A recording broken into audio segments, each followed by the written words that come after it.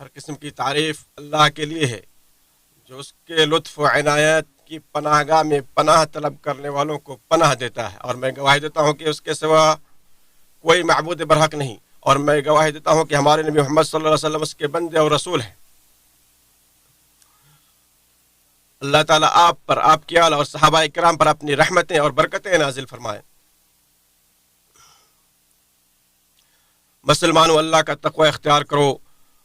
ارشاد باری تعالیٰ ہے، اے ایمان والو تقوی الہی اختیار کرو اور سچے لوگوں کے ساتھ رہو۔ مسلمانوں، کسی شخص میں علم و معرفت کے ساتھ ساتھ حلم و بردباری اور قدرت و طاقت کے ساتھ ساتھ عفو و درگزر ایک ساتھ جمع ہو جانے کی جو فضیلت ہے، اس طرح کسی اور چیز کو جمع کرنے کی فضیلت نہیں ہے۔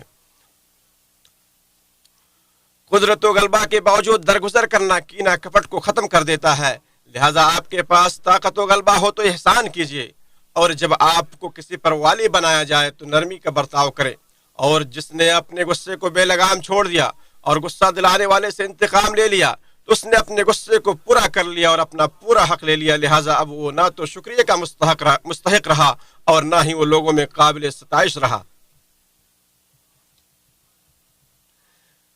یاد رکھیں، اپنے ہاتھ کی قوت و طاقت اور بھاری بھرکم جسم آپ کو غصے کے وقت عورتوں، خادموں، کمزوروں اور مسکینوں پر ظلم کرنے، گالی گلوچ کرنے، ان کے ساتھ برا سلوک کرنے اور ان کی اہانت کرنے پر ہرگز آمادہ نہ کرے، بلکہ اپنے اوپر اللہ سبحانہ کی قدرت و طاقت کو ملحوظ خاطر رکھیں کہ اللہ کی ذات عورتوں، خادموں اور کمزوروں پر آپ کی قدرت و طاقت سے بڑھ کر آپ پر غلبہ و طاقت رکھتی ہے، جیسا کہ ابو مسعود انصاری رضی اللہ عنہ سے مروی ہے۔ وہ کہتے ہیں کہ میں اپنے غلام کو کوڑے سے مار رہا تھا تو میں نے اپنے پیچھے سے آواز سنی کہ ابو مسعود جان لو، ابو مسعود جان لو۔ میں شدت غضب سے سمجھ نہیں پایا کہ آواز کس کی ہے، میں نے پیچھے مڑ کر دیکھا تو رسول اللہ صلی اللہ علیہ وسلم تھے۔ آپ کی ہیبت کی وجہ سے میرے ہاتھ سے کوڑا گر گیا۔ آپ صلی اللہ علیہ وسلم نے فرمایا، ابو مسعود جان لو، اس پر تمہارا جتنا اختیار ہے اس کی نسبت اللہ تعالیٰ تم پر زیادہ اختیار رکھتا ہے۔ میں نے عرض کیا، اللہ کے رسول، وہ اللہ کی رضا کے لیے آزاد ہے۔ آپ نے فرمایا، دیکھو، اگر تم ایسا نہ کرتے تو تمہیں آگ جھلساتی یا تمہیں آگ چھوتی۔ مسلمانوں، وطن ایک ہرا بھرا سایہ دار درخت ہے جس کا پھل امن و امان، اطمینان و سکون اور استحکام و استقلال ہے۔ مملکت سعودی عرب اسلام اور سلامتی کا وطن ہے۔ اس میں نہایت مقدس، محترم،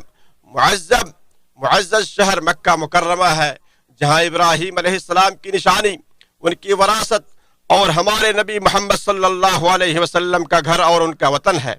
یہ امن و امان کا گہوارہ اور محفوظ و مامون شہر ہے جس میں اللہ عز و جل نے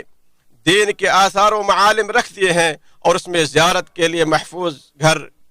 کعبہ ہے، اس میں مشعر حرام، عرفات اور مقدس مشاعر ہیں۔ اس مملکت میں رسول اللہ صلی اللہ علیہ وسلم کا شہر مدینہ منورہ ہے جو ان کا گھر اور ہجرت گاہ ہے، جہاں ان کے ممبر، محراب، قبر اور مدفن بھی ہیں۔ اس میں آپ صلی اللہ علیہ وسلم کی نشانیاں، علامتیں، آباء و اجداد کے نقوش، ان کی جائیداد اور متعدد نشانیاں ہیں۔ یہ وہ وطن ہے جس کے کارنامے، خوبیاں اور اعمال بڑے تابناک ہیں، اور اس کے محاسن و فضائل معروف و مشہور ہے۔ یہ وہ وطن ہے جس کی بنیاد تقوی پر رکھی گئی، اس کی عمارت اسلام کے ستون پر کھڑی ہے، شرعی احکام اس کا دستور و قانون ہے، عدل کے پھولوں سے یہ ملک مزین ہے، محبت و الفت کی وجہ سے یہ معزز ہے، حق اور سچے عزائم کی وجہ سے یہ کامیاب و کامران ہے، اور یہ حقیقت ہے کہ جو عزم حوصلے سے آگے نہیں بڑھتا، عجز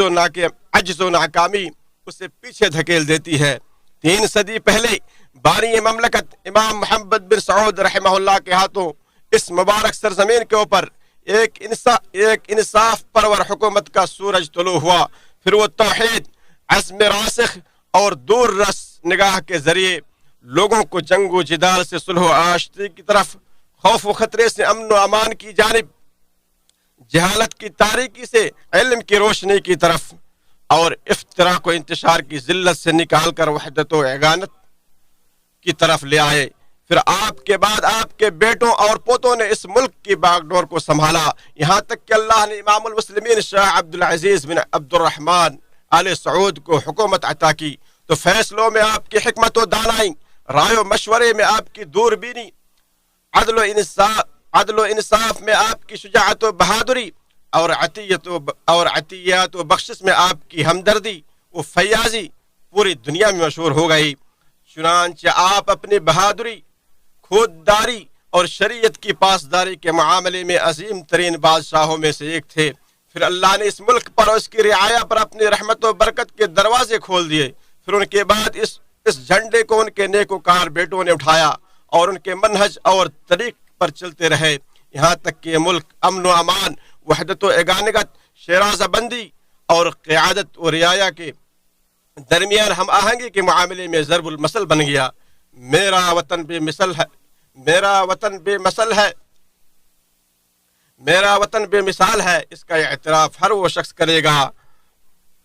جو اسے جانتا ہے۔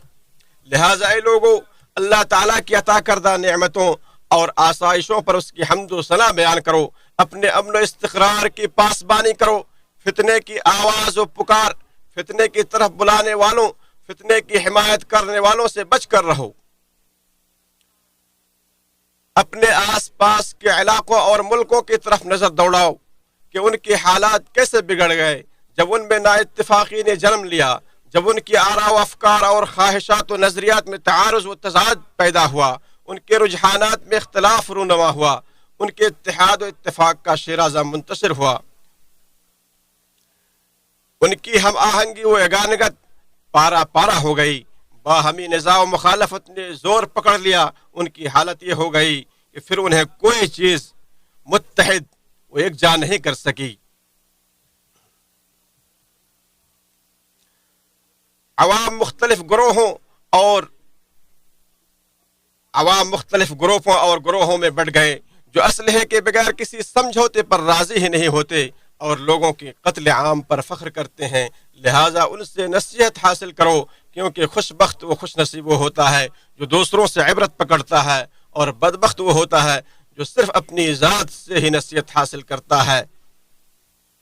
اور پھر اس کے بعد راہ راست دکھانے والے، مخلوق کی سفارش کرنے والے احمد مجتبیٰ صلی اللہ علیہ وسلم پر بکثرت درود و سلام پڑھو، کیونکہ جو ان پر ایک بار درود پڑھے گا اللہ تعالیٰ اس پر 10 رحمتیں نازل کرے گا۔ اے اللہ، ہمارے نبی و سردار محمد صلی اللہ علیہ وسلم پر درود و سلام نازل فرما۔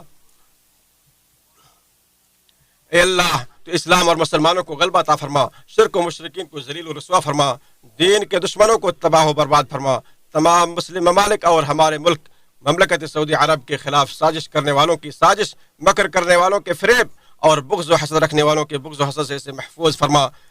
اے اللہ، ہمارے پیشوا حاکم خادم حرمین شریفین کو اپنے پسندیدہ کاموں کی توفیق عطا فرما اور انہیں نیکی و تقوی کے کاموں کی توفیق عطا فرما۔ اے اللہ،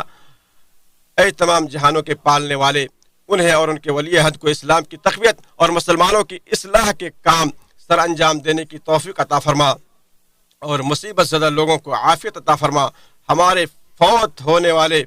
والوں کی مغفرت فرما اور دشمنوں کے خلاف ہماری مدد فرما۔ اے تمام جہانوں کے پالنے والے، اے اللہ، تباہ کن زلزلے کے متاثرین، پریشان حال اور مصیبت زدہ بھائیوں کا حامی و مددگار بن جا۔ اس کے سبب جو لوگ فوت ہو گئے ہیں انہیں شہداء میں شامل فرما، زخمیوں اور مریضوں کو شفا دے۔ اے دعا قبول کرنے والے، اے اللہ، تو انہیں امن و امان عطا فرما۔ اے سارے جہانوں کے پالنے والے، اے اللہ، ہماری دعا کو شرف قبولیت عطا فرما اور ہماری پکار کو منظور فرما۔ اے عزت والے، عظمت والے اور نہایت رحم کرنے والے اللہ۔